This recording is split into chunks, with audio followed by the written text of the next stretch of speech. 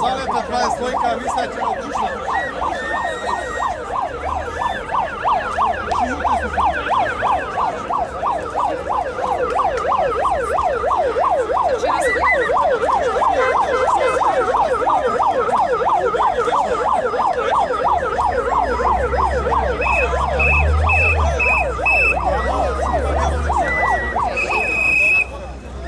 Nawet i 7 minut.